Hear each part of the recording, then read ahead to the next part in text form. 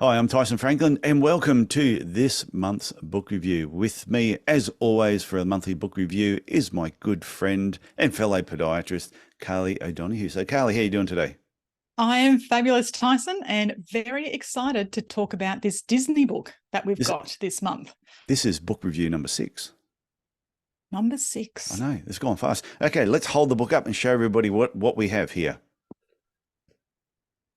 It is called Be Our Guest, and it is written by, it says, Be Our Guest, Perfecting the Art of Customer Service with Theodore Kinney. And it just makes you want to break into song, doesn't it, Tyson? Be our Be guest. our guest. Be our Be our guest. guest. And I think we'll stop there Put your before we service to the test. Well, put, we, put everybody off. yeah, sorry about So, probably hit stop already. yeah, and But we said that's this is a good follow up from the last book that we did, Fans First, because Jesse Cole said that he was a huge fan of PJ Barnum and Walt Disney. Walt And Disney. Yep. you can, when you read this book, you can see all the influence this has had on him and the Savannah Bananas. Yep, absolutely. And I mean, who doesn't like Disney? I mean, you think of Disney and you think of fun. And, Walt Disney got it right. But how did he do it, Tyson? How did he do it? Well, we will tell you We will tell you. exactly how he do it. Well, it's like we'll repeat what we've read, or we'll interpret it for you. But and I was saying this to you at the off air, that when we're saying, how did you like the book? And I said, this book is actually a recipe book. So it's a recipe book for success in a service industry. How to make a And the podiatry cake. but the magic ingredient is you. That's Yeah. right. Because as soon as you open up the book, the first page says the magic begins with you. And it explains how. So this is a how-to book. But what I liked, well, the biggest thing I took away from this book when I read it, and I read this many, many years ago, is you sort of think of Disney and they say, oh, it's the happiest place on earth, but nothing happened by accident. Every single thing that happens at Disney is so well scripted out, but everybody also, the team members, which he doesn't call team members, they're called cast members, Cast is members. Mm-hmm. everybody is drinking the Kool-Aid. You He couldn't does. work He there. does. Yeah, you couldn't work there if you did not drink the Kool-Aid. You wouldn't last. No. And through the book, he makes up his own language of, as you said, staff members are cast members. He uses the word guestology to explain his passion around creating his business purely on the wants, the needs, and the emotions of his customers, which customers he calls guests. Yeah. But the interesting part, when a lot of people say, oh, I have certain team members, or they talk about there's problems with team culture, I don't think anybody that had a cultural conflict with what the Disney culture is would not last in their business. There wouldn't be any of this, when I've said before, you get what you tolerate. They would only ever tolerate it the first time, and then you'd be gone. There would be no, oh, we'll turn a blind eye. Maybe they'll get better with time. It's like, you're either better from day one or you don't fit. I don't think there'd be a lot of leeway or flexibility with them. You've got to be part of that team. Yeah, that reminds me of part of the book where they do, because they do talk about the recruitment process and how they go about that in Disney and in businesses. That's one of the problems that we run into. How do you actually employ, your best team member? And they go through how they do it. And at the beginning, they set down all the guidelines of what they want their employees to dress like, how they want them to look, how they want them to act. And before they even go through the process, the person that wants to have a job at Disney has to actually agree to those things. So they set the benchmark straight away for them. Yeah, they don't give them part of the rules and say, this is sort of what we'd like. We'd like you to sort of dress professionally and be on time. It's really just laid out for them. If you can't do this, then you're never going to fit. Yep. And they don't sort of budge on it. And I think sometimes in podiatry, a lot of podiatrists are desperate to employ another podiatrist. They go, oh, they're not exactly what I'm looking for, but they will do.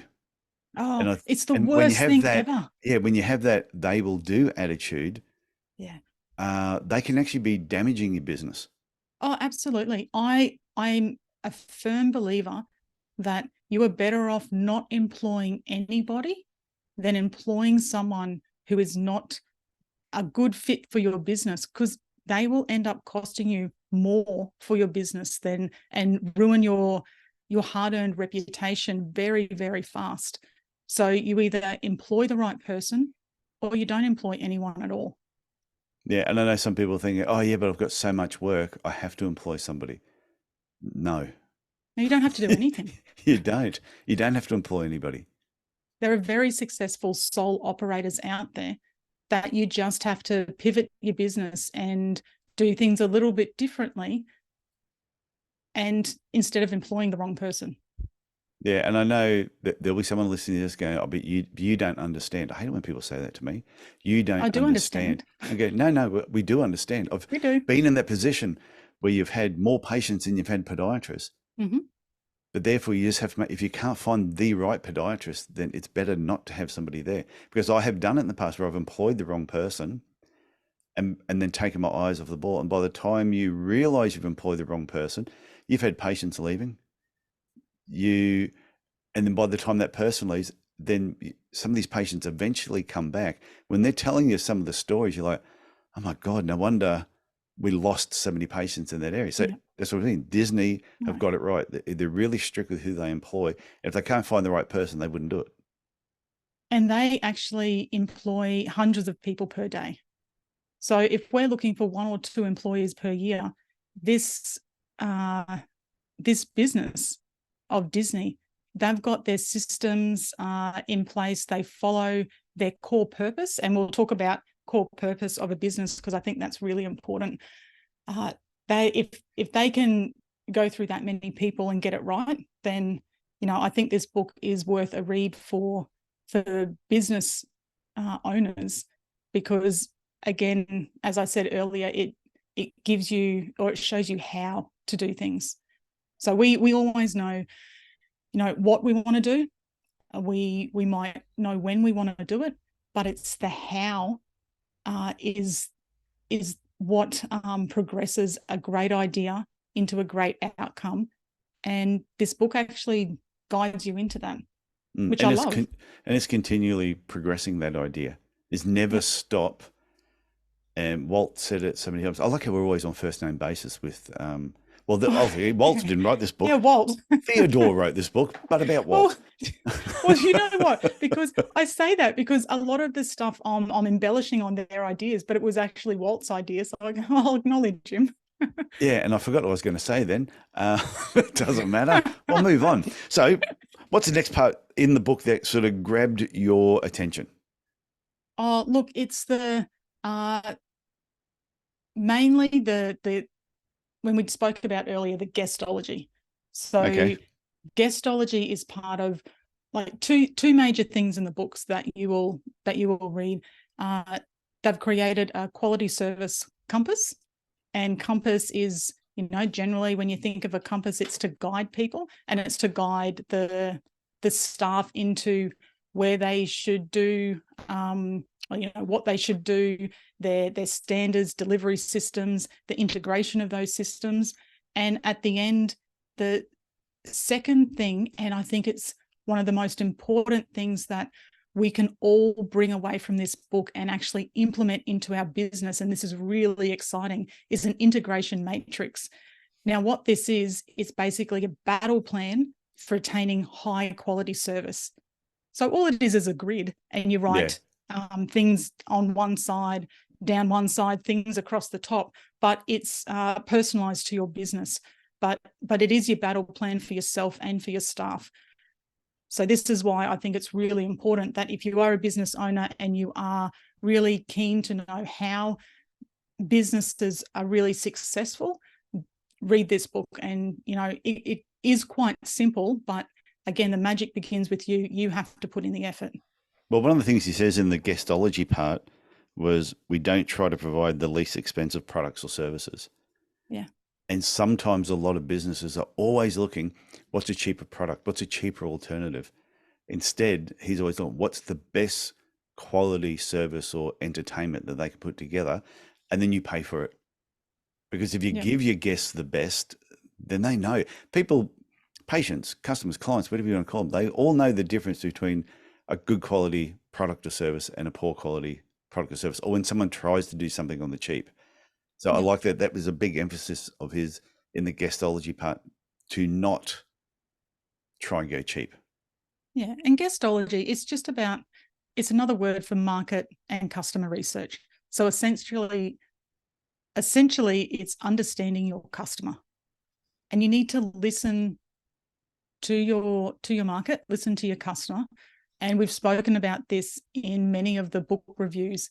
You just need to listen, and then you'll learn what to do next. So it's how adaptable are you? And I'll ask everyone who's listening, how adaptable do you think you are in your business to change when you need to change? So because what customers want does change over time. Oh yeah. Well, it's even my own business. I think of it over the 20 something years it was in Cairns when I first started it. And there was only one other podiatry clinic in town at the time. So you sort of just, everybody offered everything. But as time went on and you started seeing what was happening down south and what was happening overseas, you started bringing those services in. Then as you were talking to patients, you were finding out what they needed or what they had seen somewhere else, or they were asking you questions about certain types of treatment.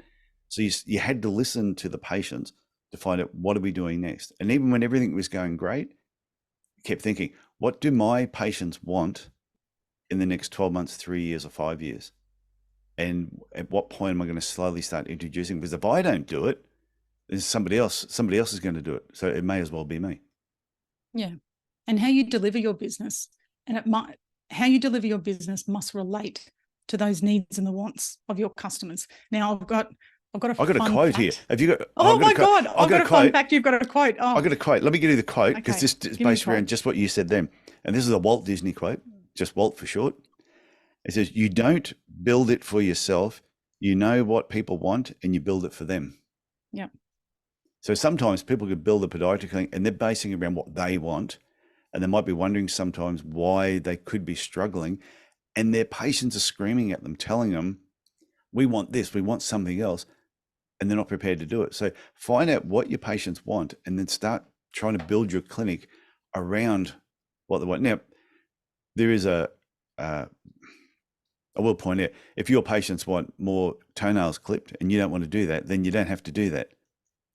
But if there's other services that you sort of go, wow, that would be interesting too, I sort of like that, then it's fine to actually build your clinic around that. And that comment with the toenails or the MSK, that comes to the creating your core purpose or your common purpose for your business, which we'll talk about as well. The fun fact that I had, you know what? Let's not call it a fun fact, because it's not really fun. It's just a fact that it's not fun. Now it's just a boring fact. Well, this is a boring fact, but it's a really interesting fact that 60% of small businesses will fail in the first 3 years. And those who fail, 50% of those were actually profitable. So 3 out of 5 businesses kaput in the first 3 years. And there's many factors that go into that. But what this book talks to is, creating that purpose behind why you're starting a business in the first place, and creating a foundation. A common purpose for your business is around creating a foundation for your company. It defines the expectations of staff members, and it gives a promise to the customers or to your patients. So Walt Disney's purpose was to make people happy, and it was simple. But I recall talking to a guy who was a bankruptcy expert, and he was telling me once that he said, you'd be surprised some of the professions that go bankrupt more than anybody else. And he said, and doctors, GPs, right towards the top of the list. He said, and Really? because, yeah, he said, because they were usually highly intelligent and they knew and thought they were, and because making money in medicine was actually quite easy at the time, they thought, well, I'm such a genius. I'm so smart. Everything I touch will turn to gold. And then they start investing in things they know nothing about. They start branching out into things that is totally outside the wheelhouse, and they would lose money and they would crash and burn in the end. So it's Yeah. stepping it. So I think even in your own podiatry business, and when things are going great, just remember your skill set. And I always think and that's why it's always important just to try and keep growing and making your business better, make it more profitable, give more to your patients. The more you give to your patients, the more you'll give back. Yeah, absolutely. And it's that that core purpose of your business. How many people listening can say what the purpose of their business is? So if you ask one of your staff members, what's the core purpose of our business? What does our business stand for? If they can't answer you, or if they don't say anything related to what you're thinking, then maybe it's time to, remodel what your values are. And I mean, what you were saying, Tyson, is everything you do should come back to this core purpose. So everything that Walt Disney did came back to making people happy. Yeah. So you can redefine your purpose. So, I mean, I've got some things written down, like with Walt Disney in 1955, Walt Disney's common purpose was, we will create happiness. And then 20 years later in the 70s, he redefined it. So I didn't change it. He just redefined it to, we create happiness by providing the finest in family entertainment. And then 20 years later, he kept to that purpose, that core purpose about making people happy. But again, it was redefined to, we create happiness by providing the finest entertainment for people of all ages. And that's what it is today. So the core purpose should stay the same, but it actually should inspire you to change when the wants and the needs of your customers change. Yeah, and it's fine-tuned over a period of time. Absolutely. Yep. So, and a lot of people don't realize that he almost went broke at the beginning when he was setting it all up and doing everything, because he was so focused on what he wanted to achieve, and he knew what he wanted to achieve was the right thing, that he could have. I think at the time there were other theme parks around who were doing some really crazy stuff, and he's going, no one believed in him. That doesn't fit the model that I want to actually build. They're going, but if you do that, you'll make money. He said, but that's not what I see for my vision long term. So he came like so close to just losing it all, but he had so much belief in what he was doing was right that time proved him right. I mean, his family, his accountants, his friends, the bank, everyone. No one thought it was a good idea. No. No one. And especially where he was building it, in the middle of bloody nowhere. And I don't think that's an open door to say, oh, look, you've got a crap idea. Everyone's telling you it's a crap idea, but just invest, $100,000, $200,000 in this crap idea. He like the magic began with him, as we were saying. So he had to actually deliver on what he thought, Disneyland or Disney World was going to become. Big pause. Pause For effect. This is this comes to the second thing. He developed the quality standards. So do you remember reading about the quality standards that he developed to actually achieve that purpose? So we'll go through, actually, what page is that on? Have you got it written down there? Yeah, that page is. Oh, before we go into that, I just wanted to touch on one more thing about when he's talking about his guests, and we've mentioned it. I've mentioned it on numerous episodes and different talks I've done where you talk about who's your ideal client, who's your ideal patient, and he's saying the same thing about like really understanding who your ideal, who his ideal guest was, and he said the best part about when you really work out who your ideal guest is, like our ideal patient, is it gives you an opportunity to then work out who's not your ideal guest. Yeah. So when he worked out who it was, then he knew who not to actually market towards. Yeah. Yeah. Grumpy You're not to people market should not towards, go to you're not to Disneyland. employ. Yeah. And, listening back to he always wanted to know what the guests thought of his park. So like when we were reading in Jesse Cole's book, Fans First, in book review number 5, Yeah. that they would go, undercover in their businesses to find out what guests were saying. And he actually took that information on board, and he encouraged his staff members to actually do the same. So they're always listening to to feedback, and feedback integrates the change in your business for the good of the, and for the, the good of the customers. And he encouraged, one thing I really liked in this book was he didn't let his staff members go out the back to eat lunch. They would line up in the lines that the customers were lining up into, and they would eat in the same areas, and they were always listening to the feedback. And if people weren't happy, then the purpose of them coming to Disneyland wasn't achieved. So, and the purpose was to make people happy. And I told you that story when I was at Disneyland. I can't believe you hadn't been to Disneyland. I would have. Oh, well, it is in America. Cannot believe you haven't been to Disneyland. Oh, give me time. I will go. I will go one day. I really want to go, but I just can't jump on a plane tomorrow. Oh, I had so much fun there. It was so much fun.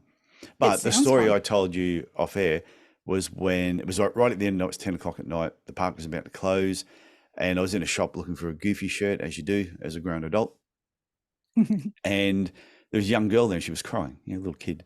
And the mother's going, "Oh, it's all right. It's okay. You'll be fine." And one of the ladies came up and said, "Oh, why are you crying? Disneyland's the happiest place on earth. You're supposed to be happy." And the mother went, "Oh, she was on the It's a Small World After All ride or whatever." It's not what they call it, but that's the song that plays. Yeah. You cannot get out of your head. Again, we're breaking into song. Yeah. Anyway. Disney does that to you. Yeah, when I saw a girl crying, I'm thinking, I was crying after listening to that song too. But that wasn't why she was crying. She left her bag on the ride, and she said to the lady, "I left my bag there, and all the things she'd bought throughout the day, she lost it all." And they went back to the ride, and when they got there, somebody else had taken the bag.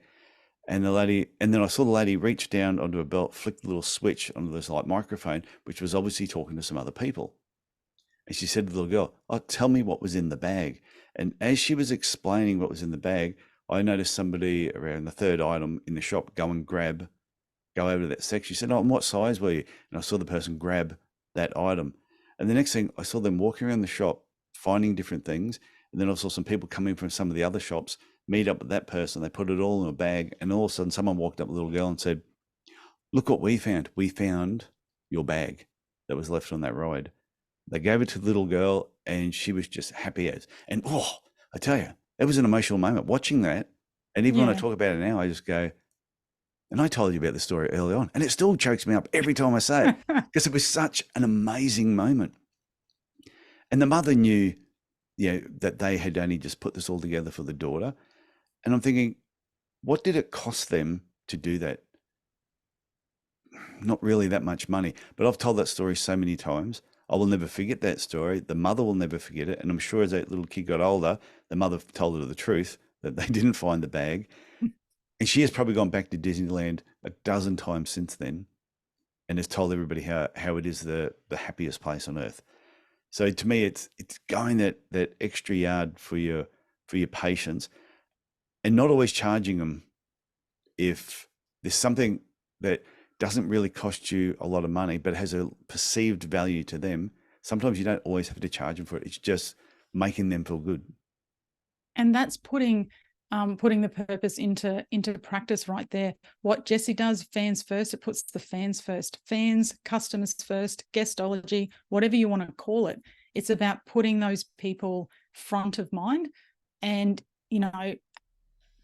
creating that wow factor in your business, something that they don't get anyone else. And you create a story for them that they can bring away. And then that's how, people keep returning to your business, or people keep returning to Disneyland. Because I know that when people go to Disneyland, they actually want to go back there. Oh yeah, I And do. how do you make someone want to go back to a place that cost them a fortune, but they just want to keep going back and keep coming back because they have a great experience? And that's why I really liked this book, because again, it tells you how to actually create that in your own business. And he mentions it's all those little wows that happen from the time you walk in to the time you leave. It's this accumulation of all these little wows that by the time you finish the day, it's this massive big wow that is what makes you want to go back. We had I think we had a 5-day pass when we went. Is that enough? Yeah, it was Like, enough. it sounds like a lot, but because there's so much going on, was that enough? Yeah, it's such a big place though. Yeah. It's such a big place and there's so many things to do. But the good part is you can go in there, you can spend a certain amount of time and then you can leave and then you can go back in there again. So it was just, and plus where Disneyland is across the road from it in, like this is the California one, they have the California Adventure Park. And that is like Disneyland for Is that linked adults. to it? Oh, Yeah, right. it's just Okay. you walk across, yeah, you get a park hopper pass. And Yeah. but that is Disneyland for adults. Disneyland for kids and big kids like me. The California Adventure Park for kids rides as well, but it's more adult orientated and more of the more modern sort of movies and rides and things like that. So a lot of fun. Hey, I'm just looking at the time. You mentioned something that was in the first chapter. Oh, about quality, Yes. quality standards. This goes into more of when I talk about the how, like how do you create this business, you've got your purpose, you've got all these values. How do you actually implement that into your business? How do you get staff to implement that into your business? And what Walt has done is he's created quality standards, but actually segmented it into a couple of different areas.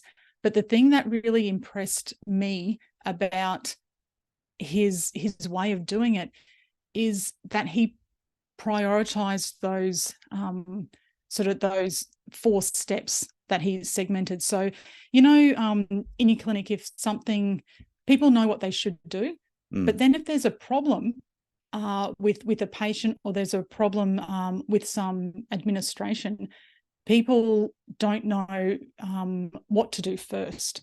So every human being, if they're given the same task list, will actually prioritize that task list a little differently.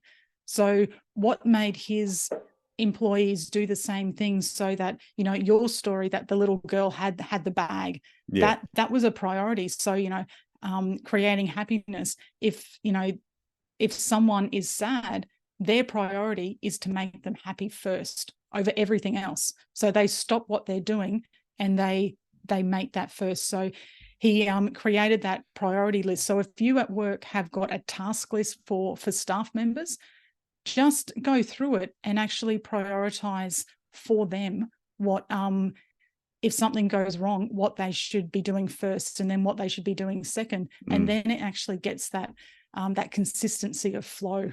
Yeah, that's a really, really good point, because like you said, everybody based on their own life experiences will prioritize things differently. But if everybody knows happiness is the first priority, and it was towards the end of the night and you're supposed to be tidying something up and it doesn't get done, and your superior came up to you and said, "Oh, why wasn't that done?" "Oh, there was a little girl that lost her bag and we were putting stuff together for her."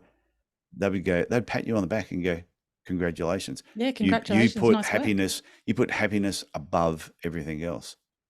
Yeah. So I think it's a really important point. The last point I want to talk about last thing I want to say is the part where I read where he's talking about the jungle boat ride that normally goes for 7 minutes. So what Walt would do, he'd get dressed up in some old daggy clothes, put on a straw hat and look like a bit of a dag. And he would just jump on the different rides, and he would go through it and experience what the guests were experiencing. So he gets on the jungle boat ride and all of a sudden he realized it was cut down by about 2.5 minutes. It should take 7 minutes, but instead the ride finished in 4.5 minutes. And what he realized is that the cast member that was driving the boat, Toot Toot, was was bored. So he was actually speeding the ride up and just rushing through things. And he just went, but you didn't realize that some of the parts that you rushed over, we spent so much money having those hippopotamus or something set up and doing a certain thing. That was a really important part of the ride. And you just rushed past it and nobody really got to experience that. So we realized people were getting bored doing the same thing over and over. So he had to explain to them the importance of why it was crucial that they took a certain amount of time. And I relate this to some of the podiatrists that I've worked with in the past when they're doing, say, a biomechanical assessment. And yes, you can rush through it really fast. And when a person comes in with heel pain, you probably can go from point A to the explaining the treatment in a very short period of time. But how much does the patient miss out on by you rushing? And that's why we used to, with new podiatrists starting with this, I would say the receptionist, time them when they take the patient in, time them when they bring the patient out. They said they should be spending at least, and I would tell them the exact amount of time, minimum. If it was shorter than that, I would then pull them aside and go, you're going too fast. Take your time, slow down. The patient needs to experience the whole journey of going through that initial visit. So that was what one of my biggest things from this book was just every single thing that they did at Disney, Walt had mapped it out, not just because it was his idea, but he sat down with a team and they worked through this. What was the best experience for the guest? And we need to do it for our that's patients. it. It's the experience, isn't it? It's the Yeah. experience of going to Disneyland, and that's the memory you take away. In your clinic experience, a patient opens the door and comes into your clinic. What's that experience? You know, as we've spoken before, opening night. Every patient, whether they've been there for 10 years in your clinic or, you know, this is their first visit, it is opening night. What experience do they get every time they walk through your doors? And you've got to nail that. I remember a patient once telling us, oh, she came into the clinic and then she walked out again. And we went in and said, what's wrong? She went, oh, I can smell glue. She goes, I'm really sensitive to that smell. Automatically gives me a headache. And we went, oh, and we didn't notice it because we're in that environment all the time. Yeah. We're always sniffing glue, Yeah, you get desensitized to the smells of so we said to a few regular patients, can you smell glue in here? And they went, yeah, sometimes you can. I went, oh, wish someone had told us. So we ended up setting up a specific gluing room and we had a big vent that came in that just took the smell right out of the clinic, so it couldn't come into the clinic. It had a sealed door, so it couldn't come through, all vacuumed. And then every now and then we had some certain spray things to make sure that it gave a nice smell, but then also not an overpowering perfume smell, because once again, that annoyed people as well. But it was getting feedback from the patients on a regular basis. What can you hear? What can you smell? What can you see? I didn't want them to lick the chair or taste anything, but it's not that kind of clinic. Not all the senses. Yeah, that's a different type of clinic. So I think it's interesting to constantly keep getting feedback, doing surveys with your patients. What's working? What's not working? What can you improve upon? And constantly just be trying to get better. Yep, I agree. So in summary, because I'm looking at the time. So in summary, would you recommend this book? I would recommend this book for business owners who are curious to know how other businesses just get it right. Oh, nice summary. Yeah, I like that. Yeah. I think if you want to know the secrets to happiness, or how to make your patients happy, this is the book. Yep, I agree. A lot of take home messages from this book. It is a ripper, isn't it? Like I said, I read it, and the book was written in 2011, so it's been around for a while. Yeah. But I've never heard anybody read any book that's based on Disney or written by Walt that has ever been a bad book. So I think after reading this one, people will sort of have the urge to probably read more of what Walt Disney wrote himself and anything that anyone that's worked for the Disney Corporation has actually written. Yeah, there's a few. When I went on Amazon to buy this book, there was actually a few books on Walt Disney and that people have written. So I had to sift through those, but I will actually be going back to buy a few more because, you know, they create, what was that? The Walt Disney Institute, Learning Institute. And so all the staff members, they actually learn, it's like a little university. They learn how to do things, and then other corporations can actually come in and learn the ways of Disney. And it'll be really interesting to read what content they have.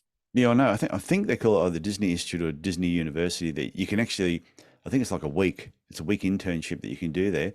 And I know Jesse Cole, Fans First, and Yeah. the Savannah Bananas. He does a similar thing as well, where you can go in there and learn the banana method. Hey, we should You can organize a also do it road in your trip. business. We should do a road trip to America, and Business we trip. and we Awesome. go to Disneyland first, and then we go all the way out of Savannah, and we go and check out the Savannah Bananas. That would be a lot of fun.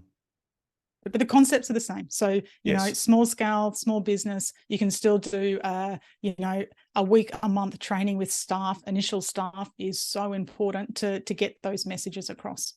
Yeah, and it's just I think it's just having that urge that you really want to create a clinic that makes your patients happy.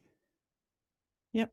It's really it's about, even though yes the business is there to serve you as well, but I reckon if you really look after the patient, then the patients will look after your business. You don't have to worry about it. Yeah, it's funny. The longer you have a business, your business isn't about you anymore. It's No. about the business, and it's about the patients. So from that stat that I gave you earlier, if you've been in business for over 5 years, congratulations, you passed that statistic. But the further along you go, the business doesn't become about you anymore. I like what you said too about 3/4 of those businesses went broke were actually making a profit before they went broke. Yeah. Yep. And I've seen that happen, and with a lot of business where they make a lot of money, and the business owner thinks, "Hey, I'm so awesome, I can take my foot off the pedal, and just chill out, or I can go and do some other things. I don't need to worry about the business anymore." And they don't have the right team members or the cast members Yeah, and resting on your in laurels place. Yeah. for a business, if you rest on your laurels, it's like a death sentence. Yep. So you just have to keep going. You can slow down, but you still have to keep moving forward. Well, that's what Ray Kroc says. You're either green and growing or ripe and rotting. Mm-hmm. So it's one of those two. So Carly, thank you once again for thank you. joining me this month for our book review of Be Our Guest, Perfecting Love the Art of Customer Service with Theodore Kinney. So thank you very much. And we will be back next month with another book review. Another exciting book review. Stay tuned. Okay. See you later, Carly. Bye. Bye.